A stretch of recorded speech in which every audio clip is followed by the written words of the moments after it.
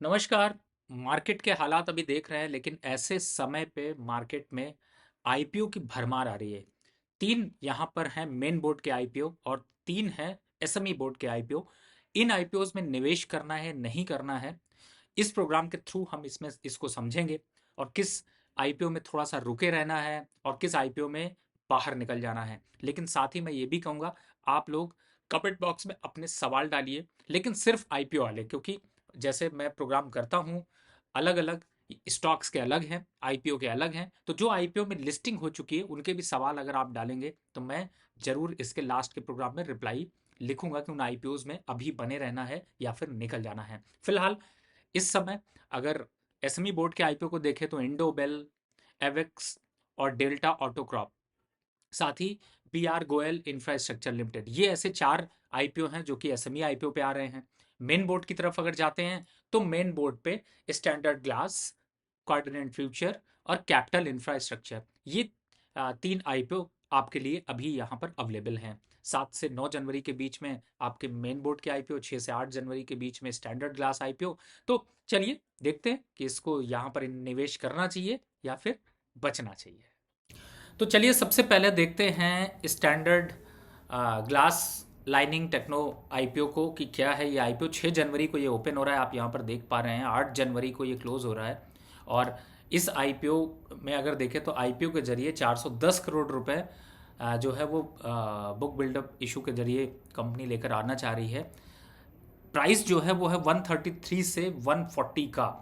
और जैसा कि आप देख पा रहे हैं इस समय जो मिनिमम रिटेलर है वो 107 शेयर का एक लॉट है जिसे कि आप लगा सकते हैं, जिसमें 14,980 रुपीज़ लगेंगे।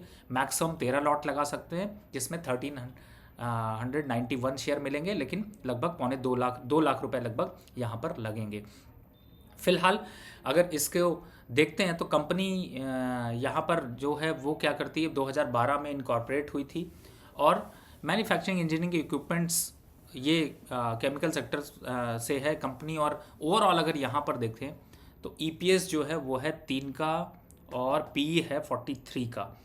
तो अब आ जाते हैं इनकी बैलेंस शीट को यहाँ पर समझने की कोशिश करते हैं कि बैलेंस शीट पे क्या दम कुछ बचता है या नहीं बचता है। देखिए यहाँ पे 25 से लेकर 36 ये प्रॉफिटेबिलिटी इंक्रीज हुई है, बोरोइंग यहाँ पर बढ़ी है, लेकिन फिलहाल जो प्राइस बैंड है वो अट्रैक्टिव है और यहाँ पर इस प्राइस बैंड पे आप इस पर निवेश की रणनीति बना सकते हैं। तो यानी कि स्टैंडर्ड ग्लास यहाँ पर जो ये आईपीओ है इसमें आप जो है वो निवेश की रणनीति बना सकते हैं। चलिए दूसरा इस आईपीओ यहाँ पर देखते हैं। दूसरा आईपीओ है कॉरिडोर फ्यूचर का और इसको अगर देखते हैं तो 290 करोड़ रुपए जो है वो कंपनी यहाँ पर इकट्ठा करना चाह रही है। 275 से 290 रुपए का प्राइस है। 7 जनवरी को ओपन हुआ है, क्लोज जो है वो 9 जनवरी को होगा और इसमें भी 50 के शेयर आप ले सकते हैं एक लॉट में मिनिमम, और मैक्सिमम अगर जाते हैं तो 650 शेयर के लिए अप्लाई कर सकते हैं, जो कि लगभग 1,88,000 और 14,500 का आपका एक लॉट 50 शेयर का बैठेगा। फिलहाल इस समय अगर देखें तो जो चिंता का विषय है जो वो ये है कि कंपनी प्रॉफिट नहीं निकाल पा रही है। छोटा मोटा प्रॉफिट इन्होंने निकाला, 14 करोड़ तक गए, लेकिन 12 करोड़ का लॉस अल्टीमेटली, और साथ में यहाँ पर बोरोइंग बढ़ी है। तो हो सकता है ये आईपीओ जो है वो अट्रैक्टिव लग रहा हो, लेकिन मुझे ऐसा लगता है कि फ़िलहाल इस आईपीओ पे अभी आपको निवेश नहीं करना चाहिए। और इस आईपीओ को मैं अगर आप बोलेंगे तो मैं दूंगा कि यहाँ पर आप बिल्कुल नहीं निवेश करिए, इससे दूर रहिए। इस आईपीओ में अभी फ़िलहाल निवेश की रणनीति मत बनाइए। आ जाते हैं तीसरे कैपिटल इंफ्रा के आईपीओ पे तरफ देखते हैं। अब कैपिटल इंफ्रा के आईपीओ को यहाँ पर देखते हैं तो ये 1578 करोड़ रुपए जो है वो इकट्ठा करना चाहते हैं।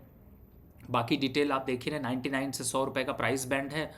और इस समय अगर आईपीओ डिटेल पे जाते हैं तो 9 जनवरी को इनका जो 7 जनवरी को ओपन हो रहा है, 9 जनवरी को क्लोज हो रहा है और इसमें भी 1,500 शेयर के लिए आप अप्लाई कर सकते हैं। मिनिमम 15,000 रुपये लगेंगे और मैक्सिमम 195 यानी कि 1950 शेयर ले सकते हैं।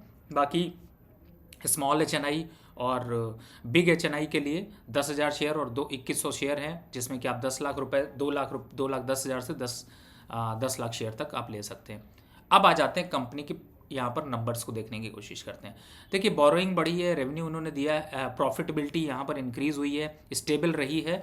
और सबसे बड़ी बात है कि इस समय अगर कैपिटल इंफ्रा ट्रस्ट को देखते हैं तो देखिए ट्रस्ट वगैरह में ना बहुत ज़्यादा कुछ खास रिटर्न तो नहीं मिलते हैं, लेकिन हाँ प्राइमा फेसी देख करके लगता है कि आप इसको अप्लाई कर सकते हैं।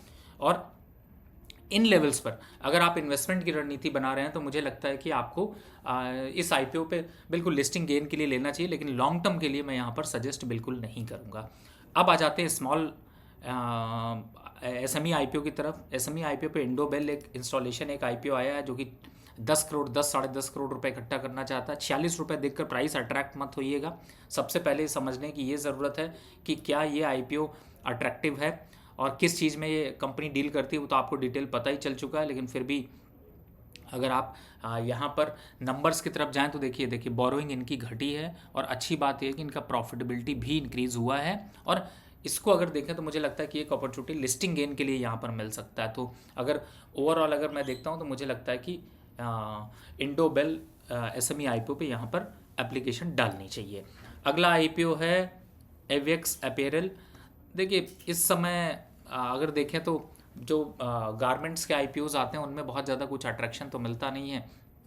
और ओवरऑल अगर स्ट्रक्चर को देखें तो 70 रुपये का शेयर है, कुछ ज़्यादा ही छोटा है और कुछ खास जो है वो यहाँ पर नज़र नहीं आ रहा है। तो मैं ये कहूँगा कि फ़िलहाल तो इसको अवॉइड रखें, कुछ ज़्यादा छोटा है। इतने छोटे में भी अगर निवेश करेंगे तो वो जिस टाइप के छोटे छोटे आईपीओज में लोग फंस जाते हैं उसके चांसेस यहाँ पर ज़्यादा दिखाई देंगे। तो फिलहाल इस आईपीओ से यहाँ पर दूरी बना कर रखिए।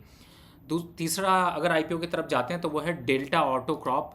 और डेल्टा ऑटो क्रॉप 54 करोड़ रुपए यहाँ पर इकट्ठा करना चाहते हैं। प्राइस बैंड 123 रुपये से 130 रुपये का है, और इसमें भी 7 तारीख से ओपन है, 9 तारीख को क्लोज होगा। और स्मॉल रिटेलर जो मिनिमम निवेश कर सकते हैं वो 1,30,000 1,000 शेयर के साथ में रिटेल निवेश कर सकते हैं। एचएनआई 2,000 शेयर 2,60,000 से निवेश कर सकते हैं। लेकिन इसमें ऐसा क्या है कि इसको आप सोचें कि निवेश करने के लिए, तो उसका मुझे खास रीज़न नहीं दिखाई देता। क्योंकि यहाँ पर देखिए बोरोइंग काफ़ी बढ़ी है, ये देखिए काफ़ी बोरोइंग कंटिन्यूस इंक्रीज़ हुई है, और प्रॉफिटेबिलिटी बहुत ज़्यादा कुछ खास इंक्रीज़ नहीं हुई है, इनफैक्ट प्रॉफिटेबिलिटी घटी है। तो मुझे ऐसा लगता है कि इतनी मारामारी करने की ज़रूरत नहीं है। इसको भी नंबर्स के टर्म पे, हाँ ये हो सकता है इसमें आपको एक मौका मिल सकता है, शायद मुझे ऐसा लगता है कि शायद हो सकता है आपको यहाँ पे एक अपॉर्चुनिटी मिल जाए। लेकिन मुझे ऐसा लगता है कि फ़िलहाल इतने आईपीओ आ रहे हैं तो उनमें निवेश करने में ज़्यादा भलाई है। इस आईपीओ से यहाँ पर थोड़ा सा दूरी रखें तो ज़्यादा अच्छा है। अगला आईपीओ है यहाँ पर बीआर गोयल इंफ्रास्ट्रक्चर। अब इस आईपीओ को अगर यहाँ पर समझने की कोशिश करते हैं तो आप देखेंगे 85 करोड़ रुपए इकट्ठा करना चाहते हैं, और कंपनी का जो प्राइस है वो है 128 रुपये से 135 रुपये के बीच में। और जो यहाँ पे क्लोज ओपनिंग है वो 7 जनवरी को है, क्लोज होगा 9 जनवरी को। और ओवरऑल अगर यहाँ पे भी हम समझने की कोशिश करें तो ये देखिए कंटिन्यू कंपनी चूँकि इंफ्रास्ट्रक्चर से, तो ऑब्वियसली कि बोरोइंग हमेशा बढ़ती रहेगी, प्रॉफिटेबिलिटी लूज़ हुई है, और इसी वजह से शायद यहाँ पर ये आईपीओ लेकर आए होंगे थोड़ा पैसा इकट्ठा करने के लिए मार्केट से। फिलहाल ऑब्जेक्टिव भी अगर यहाँ पर देखते हैं तो fund capital expenditure requirement for the company and working capital requirement of the company. देखिए वर्किंग कैपिटल की ज़रूरत है तभी तो बोरोइंग यहाँ पर चाहते होंगे कि थोड़ी कम हो जाए। तो मुझे लगता है इस आईपीओ से थोड़ा दूर है। मुझे ऐसा लगता है कि यहाँ पर अभी इसमें निवेश करने की रणनीति नहीं होगी। तो फिलहाल मैंने आपको यहाँ पर ओवरऑल 4 आईपीओ एसएमई के और 3 आईपीओ मेन बोर्ड के बताए हैं। अब आपको चूज़ करना है। हालांकि मैंने कोशिश करी कि आपको ये समझा सकूं कि किस आईपीओ पे यहाँ पर निवेश की रणनीति बनाएं और किस आईपीओ पे नहीं बनाएं। लेकिन फिर भी अगर आप अपनी भी कॉल ले सकते हैं, आप अपने को भी यहाँ पर देख सकते हैं। लेकिन फिलहाल के लिए अभी इतना ही। तो आपने देख लिया आईपीओ के ईसीजी प्रोग्राम में कि किसका ईसीजी अच्छा है, किसका क्या है, मौका है या धोखा है। तो स्ट्रैटेजी इसी हिसाब से बना कर रखिए। बहुत ज़्यादा अग्रेसिव तरीके से मार्केट में मत जाइए। अपॉर्चुनिटीज़ जहाँ पर हैं वहाँ पर कोशिश करिए अपने को प्लॉट करने की, क्योंकि अपॉर्चुनिटी है तो आपको रिटर्न है, अगर अपॉर्चुनिटी नहीं है तो रिटर्न नहीं है। तो फिलहाल आज के लिए बस इतना ही।